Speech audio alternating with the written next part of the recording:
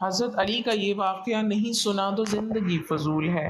ایک دن حضرت علی رضی اللہ تعالی عنہ حضور صلی اللہ علیہ وسلم کی امامت میں نماز پڑھ رہے تھے کہ اچانک حضرت علی رضی اللہ تعالی عنہ نے نماز توڑ دی اور اپنے گھر چلے گئے۔ جو ہی حضور اکرم صلی اللہ علیہ وسلم نے نماز مکمل کی تو سب سے پہلے علی کو بلوایا اور نماز پڑھنے کی وجہ پوچھی تو حضرت علی زور زور سے رونے لگے۔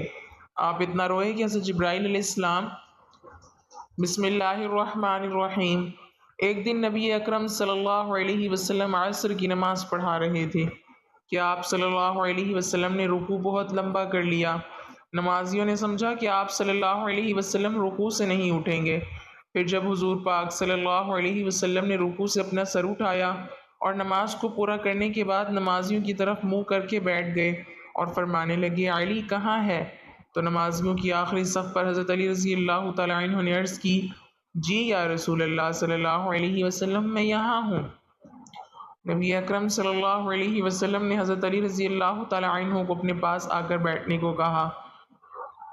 جب مولا علی آپ صلی اللہ علیہ وسلم کے پاس آ کر بیٹھ گئے تو آقا دو جہاں صلی اللہ علیہ وسلم نے فرمایا علی تمہیں پہلی صفوں کے ثواب کے بارے میں علم نہیں؟ سیدنا علی المرتضیٰ رضی اللہ تعالی عنہ نے عرض کی یا رسول اللہ صلی اللہ علیہ وسلم مجھے علم ہے کہ پہلے صف میں نماز ادا کرنے کا بہت ہی زیادہ اجر و ثواب ہے۔ پھر نبی کریم صلی اللہ علیہ وسلم نے فرمایا علی آپ کو کس نے پہلی صف میں نماز ادا کرنے سے روکا؟ کیا گھر والوں کی محبت نے تمہیں روکا؟ حضرت علی رضی اللہ تعالی عنہ نے عرض کی یا رسول اللہ صلی اللہ علیہ وسلم اللہ تعالیٰ کی محبت کے آگے گھر والوں کی محبت کیوں مجھے روکے گی؟ تو آپ صلی اللہ علیہ وسلم نے فرمایا کہ پھر کس چیز نے تمہیں پہلی صف میں کھڑے ہونے سے روک دیا تھا؟ حضرت علی رضی اللہ تعالی عنہ نے عرض کی یا رسول اللہ صلی اللہ علیہ وسلم جب مؤذن حضرت بلال نے اذان دی تو میں مسجد میں ہی موجود تھا۔ اذان کے بعد میں نے 2 رکعت نماز ادا کی، پھر مجھے ایسا لگا کہ میرا وضو نہیں رہا، میں وضو کرنے کے لیے گھر چلا گیا۔ میں نے بار بار گھر کے دروازے پر دستک دی، میں نے فاطمہ، حسن اور حسین کو بار بار پکارا کہ دروازہ کھولو لیکن میری پکار کا کسی نے بھی جواب نہ دیا۔ میں وہاں کھڑا بہت ہی بے چین ہو رہا تھا کہ مجھے دائیں جانب سے کسی نے آواز دی اور ایک پیالہ میرے سامنے آیا جس کو سبز رومال سے ڈھانپا ہوا تھا۔ میں نے رومال کو پیچھے ہٹایا تو اس پیالے میں شہد سے میٹھا، دودھ سے زیادہ سفید اور مکھن سے بھی زیادہ نرم پانی تھا۔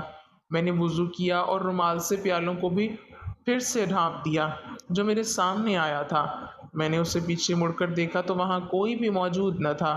مجھے کوئی سمجھ نہ آئی کہ پیالہ کون لے کر آیا تھا، کس نے رکھا تھا، پھر اس کو کس نے اٹھا لیا۔ حضرت علی رضی اللہ تعالی عنہ کی جب یہ بات مکمل ہوئی تو حضرت محمد صلی اللہ علیہ وسلم نے مسکرانا شروع کر دیا۔ آپ صلی اللہ علیہ وسلم فرمانے لگے اے علی کیا تجھے معلوم نہیں وہ پیالہ، وہ رومال کس نے تم کو دیا تھا؟ حضرت علی رضی اللہ تعالی عنہ عرض کرنے لگے یا رسول اللہ صلی اللہ علیہ وسلم میں آپ کی شان پر قربان جاؤں، بے شک اللہ اور اس کے نبی بہتر جانتے ہیں کہ وہ رومال اور پیالہ کس نے مجھے دیا۔ آپ صلی اللہ علیہ وسلم نے حضرت علی کو فرمایا کہ حضرت جبرائیل علیہ السلام کوثر کا پانی تمہارے لیے پیش کیے ہوئے تھے اور حضرت میکائیل علیہ السلام رومال لے کر آئے تھے۔ حضرت اسرافیل علیہ السلام یہاں میرے پاس پیش ہوئے، انہوں نے مجھے عرض کی یا رسول اللہ تبارک و تعالیٰ کا حکم ہے کہ جب تک علی اس رکعت میں شامل نہیں ہو جاتے تب تک آپ حضرت علی رضی اللہ تعالی عنہ کا انتظار کریں اور رکوع سے سر نہ اٹھائیں۔ جب تم رکعت میں آ کر شامل ہو گئے تو اللہ تبارک و تعالیٰ کی طرف سے مجھے رکوع سے سر اٹھانے کا حکم ملا۔ میں نے اللہ تبارک و تعالیٰ کے حکم کی تعمیل کی۔ علی جو انسان تم سے پیار کرے گا اللہ تعالیٰ بھی اس سے پیار کرے گا، اور جو تم سے بغض رکھے گا اللہ تبارک و تعالیٰ اس بندے کو تباہ و برباد کر دے گا۔ ایک مرتبہ حضرت علی مسجد میں بیٹھے ہوئے تھے کہ ایک سوالی آیا۔ اس نے حضرت علی سے سوال کیا اے علی میری مدد فرما دیجئے۔ حضرت علی رضی اللہ تعالی عنہ نے اپنے بیٹے حضرت حسن رضی اللہ تعالی عنہ کو اپنی ماں کے پاس بھیجا اور کہا گھر جا کر ماں سے کہو کہ امی جان ابا جان نے آپ کو جو 6 درہم دیے تھے ان میں سے 1 درہم دے دیجئے۔ حضرت امام حسن رضی اللہ تعالی عنہ گھر گئے اور کہا امی جان ابا جان وہ درہم مانگ رہے ہیں۔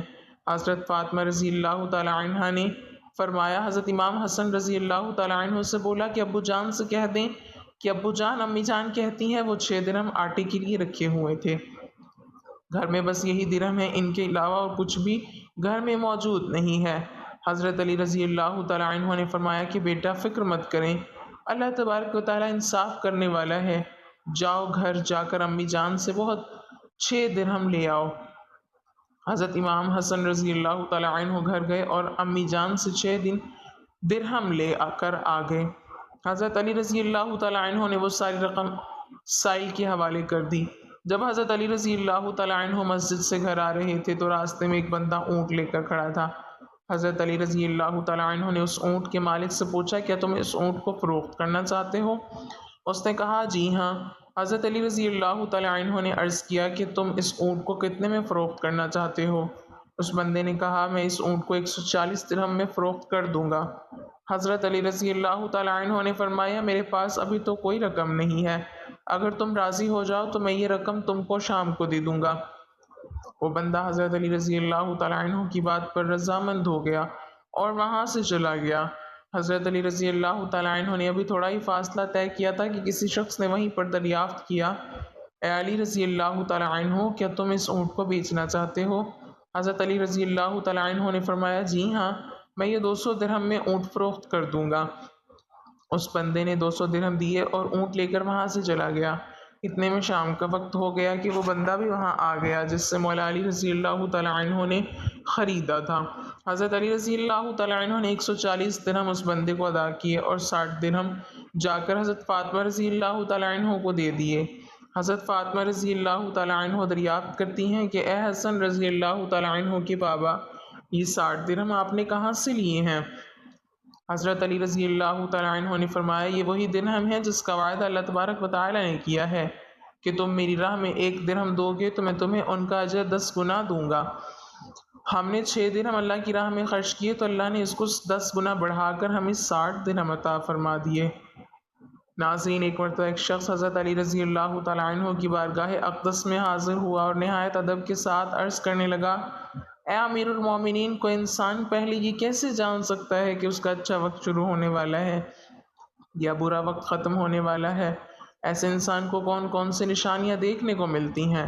بس اتنا سننا تھا کہ حضرت علی رضی اللہ تعالیٰ عنہ فرمانے لگے اے شخص، اللہ تعالیٰ وقت بدلنے سے پہلے، اچھا وقت شروع ہونے سے پہلے 5 نشانیاں ضرور ظاہر فرمائے گا جنہیں دیکھ کر انسان کو سمجھ جانا چاہیے بہت جلد اس کا وقت بدلنے والا ہے اور اس کا اچھا وقت شروع ہونے والا ہے۔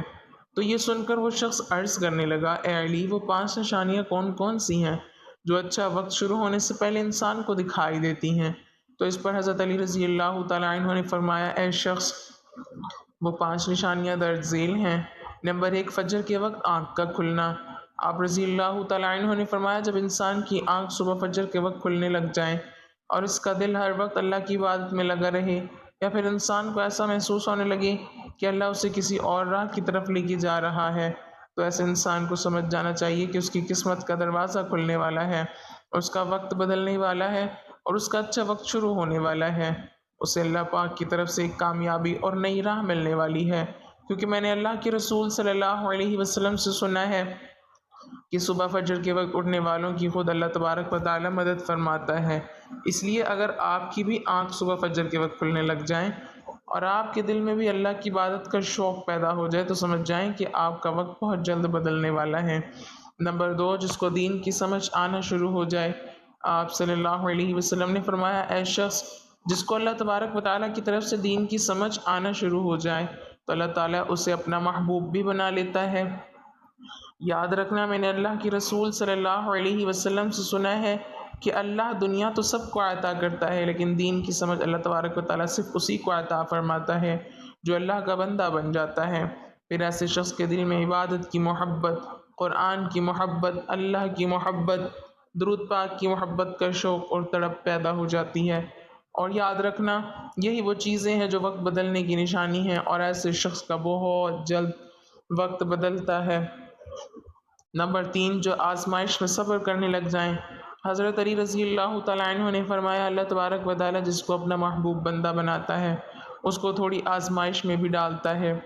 اے شخص، یاد رکھنا کہ میں نے اللہ کے رسول صلی اللہ علیہ وسلم سے سنا ہے کہ اللہ تعالیٰ جب کسی انسان کو اپنا پیارا بندہ بناتا ہے تو تھوڑی سی آزمائش بھی کرتا ہے، یعنی کہ اللہ تعالیٰ یہ دیکھنا چاہتا ہے کہ بندہ میرے فیصلے پر راضی رہتا ہے یا نہیں۔ جو شخص اللہ کے فیصلے پر راضی ہو جائے تو پھر اللہ تبارک و تعالیٰ اس بندے سے دنیا میں بھی راضی ہو جاتا ہے اور آخرت میں بھی راضی ہو جاتا ہے۔